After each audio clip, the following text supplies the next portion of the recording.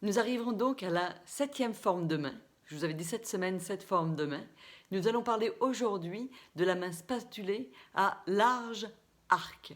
La semaine dernière, rappelez-vous, c'était une base large, une main spatulée également. Si l'autre de la semaine dernière nous parlait de comment on veut faire monter les énergies de la Terre, de la matière vers l'univers, eh bien celle-ci c'est l'inverse. Elle va nous parler plutôt d'une personne qui veut faire descendre dans la matière l'esprit. Donc, on va dire que c'est une main qui est reliée à l'éther. L'éther dans la main, c'est le petit doigt comme élément, et le petit doigt dans la main, c'est également Mercure. Donc, l'élément de Mercure, qui est l'éther, mais aussi le laryngé, va être l'élément primordial de cette main, l'élément qui va dominer. On a donc affaire à, c'est ce qu'on appelle aussi la main de l'inventeur, on va avoir affaire à des gens qui sont très mercuriens, qui communiquent. Et qu'est-ce qui communique? En général, ce sont des gens qui canalisent, qui sont capables d'aller connecter dans des archives akashiques, qui en tout cas ont un désir profond de venir chercher des choses ailleurs et de vous les apporter ici. Ce sont des gens, en fait, qui ont acquis une force, une puissance, c'est celle de se détacher des événements, se détacher des résultats de leurs actions. Ils sont connectés à leur cœur et ils sont surtout certainement connectés à une chose qui est l'amour inconditionnel. Et c'est l'amour inconditionnel qui les porte, qui les mène loin.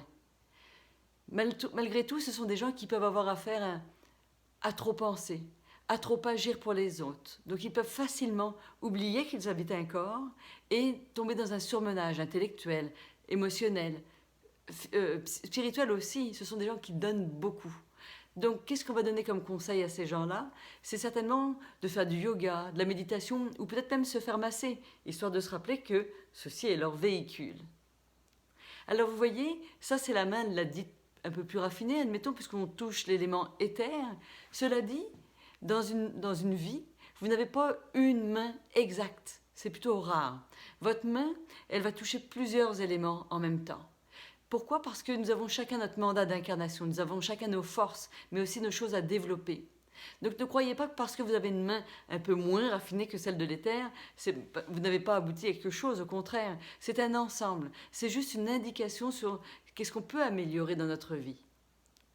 En tant que chirologue, nous regardons en général beaucoup de choses dans la main par rapport à sa forme. Nous regardons effectivement la forme telle que je vous l'ai décrite depuis 7 semaines, mais nous allons regarder également l'équilibre de l'arc, justement, parce que lui va nous montrer comment on va être capable d'utiliser nos éléments.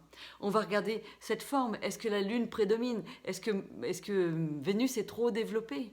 Donc tout ça, on va le voir au fur et à mesure des autres semaines, en sachant que tout est toujours parfait, que vous êtes à votre place et que nous cheminons tous à notre rythme et en fonction du désir de notre âme. C'est ça le plus important. Bonne semaine, à très bientôt pour la suite, je vous réserve des surprises.